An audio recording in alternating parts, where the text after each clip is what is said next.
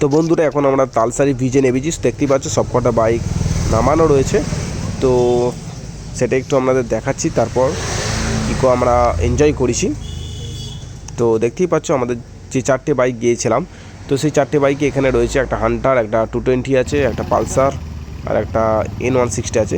তো বন্ধুরা দেখতেই পাচ্ছ আপনারা যখন তালসারিতে নামাবেন দেখতেই পাবেন এরকম আপনাদের বাইক চালাতে একটু অসুবিধা হবে, যেহেতু আমরা নিচে নামিয়েছিলাম। দেখতেই পাচ্ছেন চাকা ফুল স্ক্র্যাচ করে ঘুরে যাচ্ছে, তো বালির জন্য একটু চালাতে অসুবিধা হচ্ছিল বালিতে। তো বন্ধুরা তালসারিতে আমরা কয়েকটা রিলস বানিয়েছি, সেটা একটু আপনাদের দেখাচ্ছি।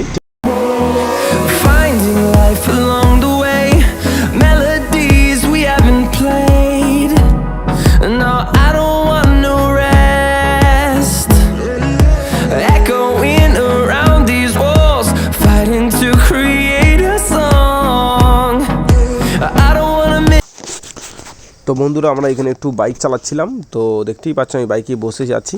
তো 4টে বাইক নামানোর জন্য এখানে আমরা 400 টাকা পে করতে হয়েছে। তো আপনারা যদি বাইক নামাতে চান তো ওখানে যারা আছে তাদের সাথে আপনাদের কথা বলে নিতে হবে। 400 টাকা লেগেছিলো আমাদের, 100 টাকা করে গাড়ি পিছু। তো নিয়ে আমরা এখানটা একটু চালাতে পেরেছি বাইকটা, তো সেটা একটু আপনাদের সাথে শেয়ার করছি। আপনারা যারা দীঘায় আসবেন তালসারিতে এসে বাইক রাইড করতে পারেন, তো তার জন্য 100 টাকা করে পে করতে হবে। তো সেটা একটু আপনাদের বলে দিলাম। আরও একটা আমরা রিলস ভিডিও শ্যুট করেছি, তো সেটা একটু দেখাবো। Wastelands through the highways till my shadow turns to sun rays, and on we'll go through the wastelands through the highways, and on we'll go.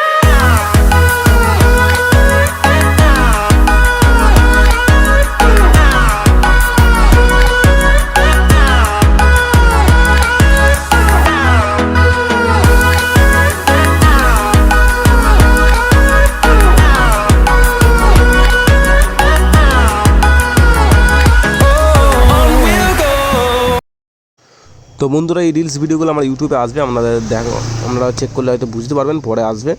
তো সমুদ্রের ঢেউটা আপনাদের একটু দেখাচ্ছি বন্ধুরা। তো আমরা এসেছি শীতের সময়, তো এখন ঢেউটা কিন্তু কম রয়েছে। আমি আরও আগে এসেছিলাম গরমের সময়, তখন ঢেউ কিন্তু অনেক জোর বেশি ছিল। তো এখন ঢেউটা কম পড়ছে শীতের সময় যেহেতু, আর সমুদ্রে হাওয়াটাও কম চলছে।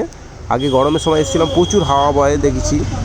তো বন্ধুরা আপনারা যদি সমুদ্রের ঢেউয়ের জন্য দীঘায় যেতে চান, তো আমার মনে হয় গরমের সময় ঢেউটা বেশি হয়, তো সেটা একটু আপনাদের জানিয়ে দিলাম। তো এবার আরেকটা সিন দেখাচ্ছি বন্ধুরা, আপনারা দেখুন। তো আমি আর আমার একটা পিসির ছেলে দু ভাই মিলে দাঁড়িয়ে রয়েছি। তো পিছনে যখন সমুদ্রের ঢেউটা এসে ওই যে প্লেয়ার তোলা রয়েছে, ওই প্লেয়ার এসে ধাক্কা মারছে, তখন একটা জলটা ফোয়ারার মতো উপরের দিকে উঠছে, খুব সুন্দর দেখতে লাগছে।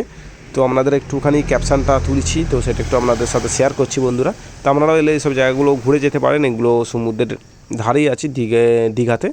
তো সেটা একটু আপনাদের দেখিয়ে দিচ্ছি। তো এক্ষুনি সেটা হবে। দেখুন বন্ধুরা পিছন থেকে ঢেউটা আসছে, তো পিছনে জলটা ছিটকে উঠবে, তো সেটা একটু আপনাদের দেখাবো। বন্ধুরা দেখতেই পাচ্ছেন কীরকম জলটা উঠছে, খুব সুন্দর লাগছে জায়গাটা। তো আমরা এখন আছি, এটা হচ্ছে ভাটার সময়, তো সেটা একটু আপনাদের দেখিয়ে দিচ্ছি। জোয়ার হলে জলটা আরও বেশি বাড়া থাকতো। তো এবারে বন্ধু ঢেউটা দেখুন। তো বন্ধুরা এবারের ঢেউটা দেখুন বড় আসছে, তো এবারে জলের ফোর্সটা অনেকটা উপরে উঠবে বলে মনে হচ্ছে, তো আপনারাই দেখুন। তো বন্ধুরা দেখতেই পাচ্ছ ব্যাপক সুন্দর ওপরে জলের স্পোর্টসটা উঠেছে। আপনাদের দেখে আমাদের তো খুব ভালো লেগেছে, আপনাদের কেমন লেগেছে অবশ্যই কমেন্ট করে জানাবেন সেটা। তো এরপরেও আপনাদের কিছু জিনিস দেখাবো। তো দীঘায় এলে আপনারা এরকম অনেক সাইট সিন আছে, 5-10টা সাইট সিন আছে, আপনারা ঘুরতে পারবেন। আমরা ছোটো করে 2 দিন থেকেছিলাম, তো সাইট সিনগুলো কমপ্লিট করেছি, তো সেটা একটু আপনাদের বলে দিলাম। আর তো বন্ধুরা আজকেই আমাদের ভাইয়ের সঞ্জিত ভাইয়ের জন্মদিন আছে, তো সেটা একটু সেলিব্রেশন হবে আমাদের হোটেলের ভিতরে, যে হোটেলে আমরা ছিলাম। তো সেটা দেখে দিচ্ছি, দেখতেই পাচ্ছ বন্ধুরা লম্বে তখন ভিডিও করেছিলাম। কেক আমরা নিয়ে এসেছি, আর ভাই আমাদের রাতের ডিনারটা দিয়ে দিয়েছে, তো সেটা একটু আপনাদের শেয়ার করছি। দেখতেই পাচ্ছ কেক কাটিং হচ্ছে আমাদের। তো বন্ধুরা আমরা এই হোটেলে ছিলাম, তো এই হোটেলে ভাড়া পড়েছে 1000 টাকা করে। 2টো বেড ছিল, বড় রুম, আমরা 8 জন একসঙ্গেই ছিলাম। 1000 টাকা করে, 2 দিনে 2000 টাকা ভাড়া পড়েছে, ওর সঙ্গে জিএসটি চার্জ পড়েছে, তো সেটা একটু আমাদের জানিয়ে দিলাম। তো বন্ধুরা আপনারা কেউ যদি আসতে চান, তো হোটেল নিতে চান, তো এটা একটু ভিতরের দিকে আছে, যেখানে হেলিকপ্টার ল্যান্ড করো তার পাশেই হোটেলটা ছিল আমাদের।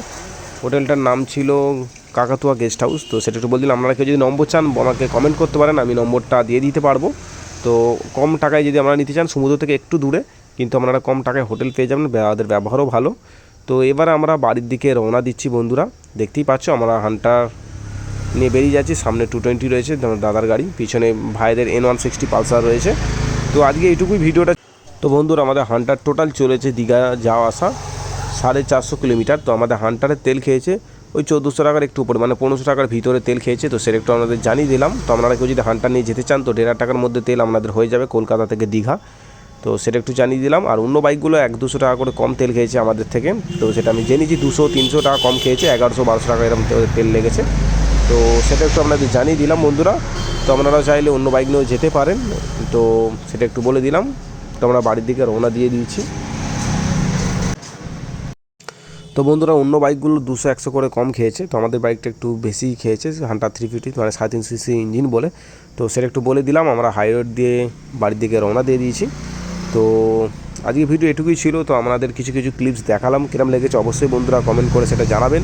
এরপর নেক্সট ভিডিওতে বাইকের অ্যাক্সেসরিজ বা হেলমেট নিয়ে আপনাদের কাছে ভিডিওগুলো আমি আনবো।